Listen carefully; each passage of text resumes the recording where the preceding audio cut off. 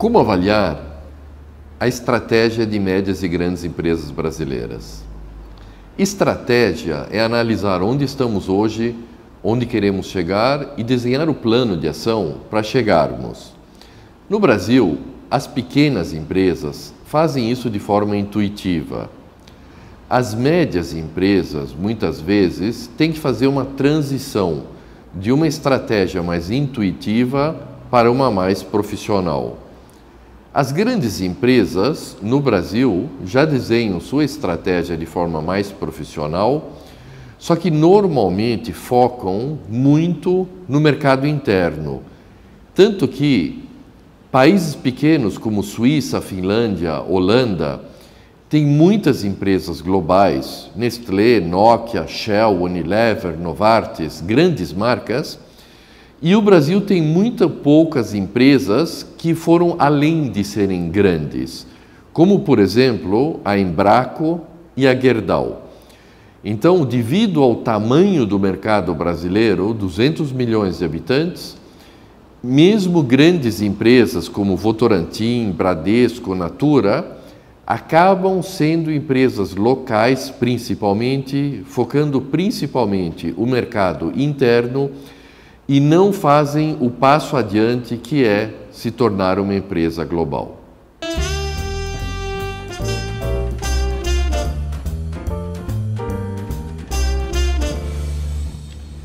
A maior dificuldade em termos de estratégia está mais na implementação do que no desenho da estratégia.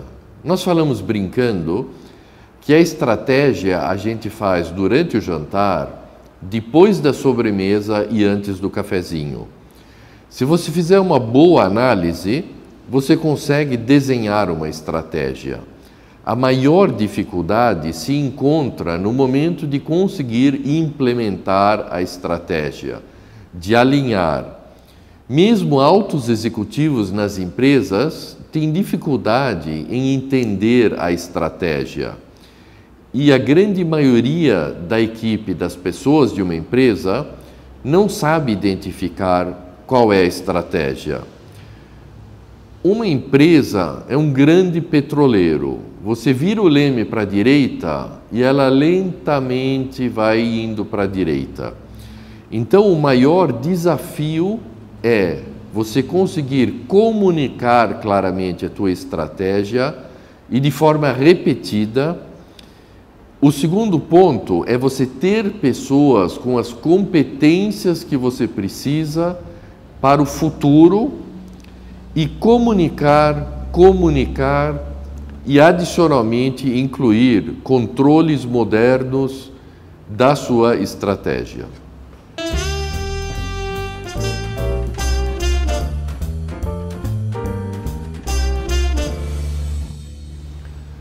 O brasileiro, seja ele executivo ou empreendedor, tem algumas características que o diferenciam dos seus colegas em outros países. Eu passei 17 anos morando na Europa e agora faz 13 estou trabalhando recursos humanos aqui na América Latina. E as diferenças são: o brasileiro é extremamente criativo, tem muita flexibilidade, é muito inovador, é muito simpático, charmoso, muito forte em relacionamento interpessoal. Quais são os lados que a gente poderia dizer negativos? Esse jeitinho brasileiro, que com certeza é um grande ponto forte, pode às vezes levar ao descontrole. Adicionalmente, o brasileiro tem tendência a delegar para cima. Ele costuma delegar ao seu chefe. O brasileiro, via de regra, evita o conflito e é uma pessoa que não diz não. Ele sempre diz sim, só que o sim pode ser sim, talvez ou não. Em relação aos empreendedores brasileiros, a cultura geral, se nós compararmos os Estados Unidos com o Brasil, nos Estados Unidos nós temos uma cultura mais cristã, protestante, calvinista, e No Brasil, nós temos uma tradição mais católica. Então, no Brasil, os heróis são jogadores de futebol, são cantores de samba. Enquanto que nos Estados Unidos, os heróis, os ídolos, são empreendedores de sucesso, são pessoas que fizeram sucesso no negócio.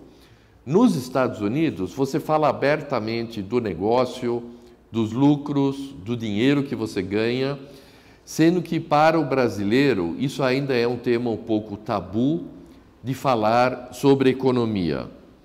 Então, simplificando, o brasileiro é muito bom porque ele dá um jeitinho e o lado negativo é exatamente esse mesmo jeitinho se levado a extremos.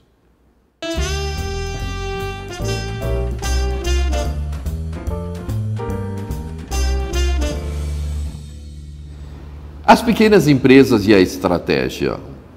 Quando nós olhamos as pequenas empresas brasileiras, nós vemos um alto grau de iniciativa, proatividade, esforço e sucesso.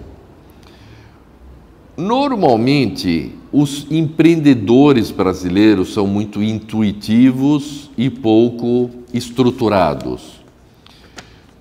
Uma das razões é que no Brasil, que é um dos países com maior índice de negócio próprio, maior índice de empreendedorismo, a maior parte dos empreendedores é forçada a se tornar empreendedor, perde o emprego.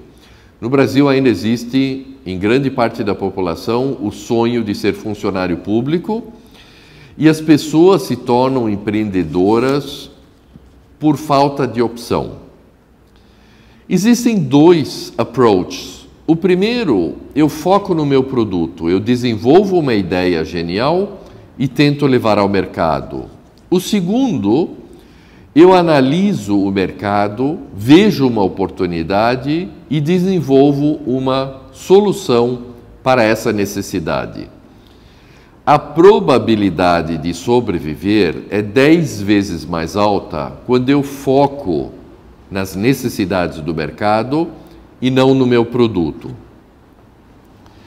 Quando nós falamos dos pequenos empreendedores brasileiros e das suas empresas, nós vemos uma situação muito rosada. Por quê?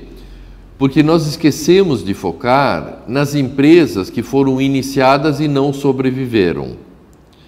Quantas empresas iniciadas no Brasil chegam a 1 ano, a 2 anos, 5 anos ou 10 anos? Nós analisamos aquelas empresas pequenas de sucesso e vemos que eles intuitivamente foram estratégicos. Mas com certeza, se nós complementássemos essa intuição estratégica que existe e é louvável, com uma forma de atuar mais estruturada, a probabilidade da nova empresa chegar a 2, 5, 10 anos iria aumentar muito.